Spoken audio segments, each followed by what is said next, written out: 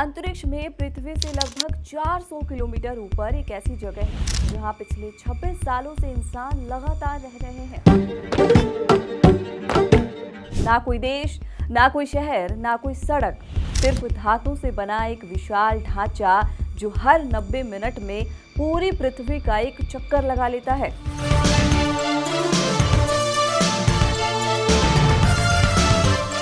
सत्रह 17,500 मील प्रति घंटे की रफ्तार, नीचे पूरी दुनिया और ऊपर अनंत अंतरिक्ष। लेकिन हाल ही में अचानक वहां कुछ ऐसा हुआ जिसने नासा और रूस की स्पेस एजेंसी रोसकॉस्मोस दोनों की धड़कनें बढ़ा दी। अंतरिक्ष स्टेशन के रूसी हिस्से में एक नया एयर लीक मिला, एक ऐसी जगह जहां हवा का बाहर निकलना सीधे मौत का संकेत हो सकता है। स्थिति इतनी गंभीर हो गई कि नासा ने अपने 5 अंतरिक्ष यात्रियों को तुरंत सुरक्षित स्थान पर जाने का आदेश दे दिया। कुछ ही मिनटों में अंतरिक्ष यात्री अपने काम छोड़कर स्पेसएक्स के ड्रैगन कैप्सूल में पहुंच गए। वो कैप्सूल जो सामान्य दिनों में सिर्फ एक अंतरिक्ष यान होता है, लेकिन इमरजेंसी में लाइफ बोट बन जाता है। उधर रूसी कॉस्मोनॉट स्टेशन के उस हिस्से में पहुंच चुके थे जहां से हवा रिस रही थी, और फिर सामने आया एक ऐसा प्रस्ताव जिसने नासा और रूस के बीच नया विवाद खड़ा कर दिया। रूसी इंजीनियरों ने दरार तक पहुंचने के लिए आरे इस्तेमाल करने की योजना बनाई।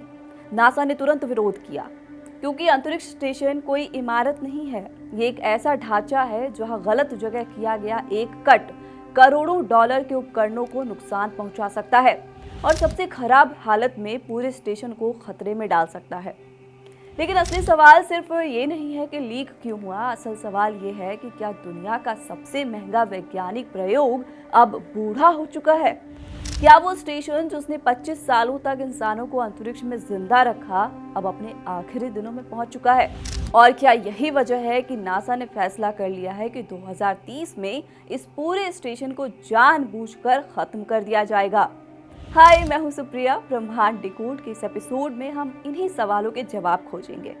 जिस स्टेशन को बनाने में दशकों लगे, जिस पर 150 अरब डॉलर से ज्यादा खर्च हुए, जिसमें हजारों वैज्ञानिक और इंजीनियरों ने अपनी जिंदगी के कई साल लगा दिए, उसे सिर्फ कुछ सालों बाद पृथ्वी के वायुमंडल में गिराकर खत्म कर दिया जाएगा।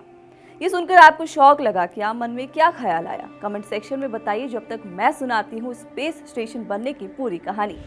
इसकी शुरुआत होती है सैकड़ों साल पहले, जब इंसान ने पहली बार अंतरिक्ष में रहने का सपना देखा था। 1600 का दशक, टेलीस्कोप अभी नया नया था, लोग अभी भी आसमान को रहस्य मानते थे। उसी दौर में एक खगोल शास्त्री था, योहानिस केपलर।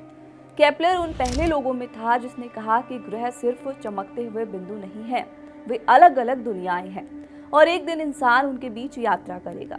उस समय ये विचार पागलपन जैसा लगता था, लोग उन पर हंसते थे।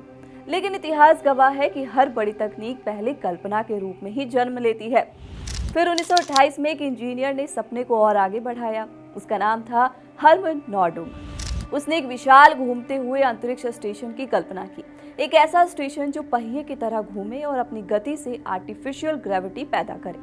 लेकिन उस समय एक बड़ी समस्या थी, अंतरिक्ष तक पहुंचा कैसे जाए भाई, क्योंकि इंसान ने अभी तक पृथ्वी की कक्षा तक भी यात्रा नहीं की थी। फिर आया शीत युद्ध, अमेरिका और सोवियत संघ के बीच शुरू हुई स्पेस रेस। अब अंतरिक्ष सिर्फ विज्ञान नहीं रहा था, ये प्रतिष्ठा, शक्ति और तकनीकी श्रेष्ठता की लड़ाई बन चुका था। 1950 और 1960 के दशक में अमेरिका और सोवियत संघ दोनों ने अंतरिक्ष स्टेशनों की योजनाएं बनानी शुरू कर दी। अमेरिका की प्रोजेक्ट होराइजन योजना में एक ऐसा कक्षीय स्टेशन शामिल था जहां अंतरिक्ष यात्री रह सकते थे और चंद्रमा की यात्रा करने वाले यानों को ईंधन मिल सकता था। दूसरी तरफ सोवियत संघ भी अपने कक्षीय ठिकानों पर काम कर रहा था। फिर 1971 में इतिहास बदल गया। सोवियत संघ ने दुनिया का पहला स्पेस स्टेशन लॉन्च किया, सोल्यूट 1।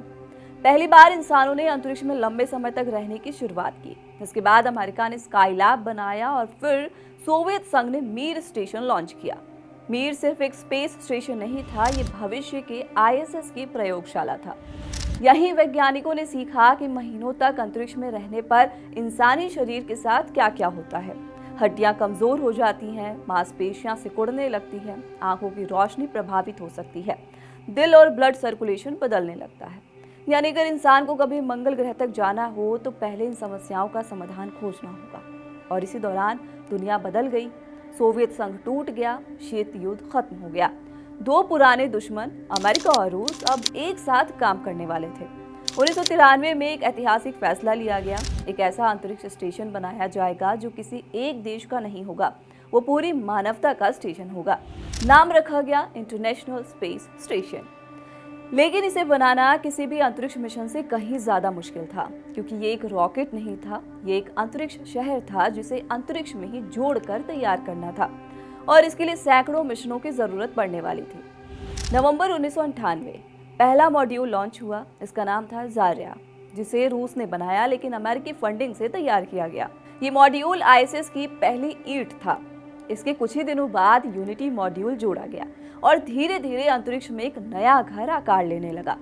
उस समय शायद किसी ने नहीं सोचा होगा कि ये स्टेशन अगले 25 सालों तक लगातार आबाद रहेगा और एक दिन इसके अंदर पैदा हुई छोटी सी दरार पूरी दुनिया की चिंता का कारण बन जाएगी। जब लोग इंटरनेशनल स्पेस स्टेशन को देखते हैं तो उन्हें अक्सर लगता है कि ये कोई बहुत बड़ा अंतरिक्ष यान है, लेकिन सच इससे कहीं ज्यादा दिलचस्प है। आईएसएस असल में दर्जनों अलग अलग हिस्सों को जोड़कर बनाया गया एक तैरता हुआ शहर है। इसके कुछ हिस्से रूस ने बनाए, कुछ अमेरिका ने, कुछ यूरोप ने, कुछ जापान ने और कुछ कनाडा ने। अगर इसे पृथ्वी पर रखा जाए तो इसका आकार लगभग एक फुटबॉल मैदान जितना दिखाई देगा। इसकी लंबाई करीब 109 मीटर है। विशाल सोलर पैनल लगातार सूर्य की ऊर्जा को बिजली में बदलते रहते हैं। हर दिन ये स्टेशन लगभग 16 बार सूर्योदय और 16 बार सूर्यास्त देखता है। पृथ्वी पर हम समय को सूरज के हिसाब से मापते हैं, लेकिन आईएसएस पर समय घड़ी तय करती है, क्योंकि बाहर का सीन तो हर 45 मिनट में बदल जाता है। अभी भारत दिखाई देगा, कुछ मिनट बाद प्रशांत महासागर, फिर अमेरिका, फिर अटलांटिक, और देखते देखते पूरी पृथ्वी का चक्कर पूरा। पिछले करीब 25 सालों में यहाँ हजारों वैज्ञानिक प्रयोग भी किए गए हैं। कुछ प्रयोग कैंसर की दवाओं से जुड़े थे, कुछ मानव शरीर पर अंतरिक्ष के प्रभाव को समझने के लिए, कुछ नए पदार्थ विकसित करने के लिए, तो कुछ पौधों को अंतरिक्ष में उगाने के लिए। वैज्ञानिक ये जानना चाहते हैं कि अगर इंसान को मंगल ग्रह भेजना है तो उसे महीनों तक अंतरिक्ष में जिंदा कैसे रखा जाए। यही वजह है कि आईएसएस को अक्सर मंगल मिशन की रिहर्सल भी कहा जाता है। ये वो जगह है जहाँ भविष्य का परीक्षण किया जाता है। लेकिन जितना बड़ा ये वैज्ञानिक चमत्कार है ना, उतने ही बड़े इसके खतरे भी हैं। पृथ्वी पर अगर किसी इमारत की दीवार में दरार आ जाए तो इंजीनियर उसे देखकर ठीक कर सकते हैं, लेकिन अंतरिक्ष में ऐसा नहीं होता। वहाँ 1 मिलीमीटर की दरार भी जानलेवा बन सकती है, क्योंकि स्टेशन के अंदर सांस लेने योग्य हवा भरी हुई है, लेकिन बाहर तो कुछ नहीं है। हवा हमेशा बाहर निकलने की कोशिश करती रहती है। इसी चक्कर में अगर कोई छेद बन जाए तो हवा उसी रास्ते से बाहर भागने लगेगी। यही वजह है कि हाल का ही लीक नासा के लिए चिंता का विषय बन गया। ये कोई पहला लीक नहीं था। असल में आईएसएस के रूसी हिस्से में मौजूद ज्वेत्जा मॉड्यूल कई सालों से इंजीनियरों की चिंता का कारण बना हुआ है। इस मॉड्यूल को साल 2000 में लॉन्च किया गया था। आज ये लगभग 3 दशक पुराना हो चुका है। इसी वजह से नासा पहले ही फैसला कर चुका है कि 2030 तक आईएसएस का मिशन खत्म कर दिया जाएगा। ये सुनकर कई लोग चौंक जाते हैं, क्योंकि स्टेशन अभी भी काम कर रहा है, वहाँ वैज्ञानिक प्रयोग जारी हैं, नई खोजें हो रही हैं, फिर उसे खत्म क्यों किया जा रहा है? इसका कारण है उम्र। आईएसएस को हमेशा के लिए इस्तेमाल करने के लिए नहीं बनाया गया था। उसके अधिकांश मॉड्यूल 1998 से 2011 के बीच जोड़े गए थे। अंतरिक्ष में धातु पर लगातार तनाव पड़ता है, माइक्रो मेटीरियोइड टकराते रहते हैं, रेडिएशन का असर होता है, संरचना धीरे धीरे पुरानी होती जाती है। मरम्मत पॉसिबल है, लेकिन हमेशा नहीं। एक समय ऐसा आता है जब नया स्टेशन बनाना पुराने को बचाने से ज्यादा सही लगता है। आईएसएस अब उसी मोड़ पर खड़ा है, लेकिन इसे बंद कैसे किया जाएगा? क्या ये खुद ब खुद गिर जाएगा? जवाब है नहीं। अगर ऐसा हुआ तो ये तो बेहद ही खतरनाक हो जाएगा। आईएसएस का वजन लगभग 4 लाख किलोग्राम से ज्यादा है।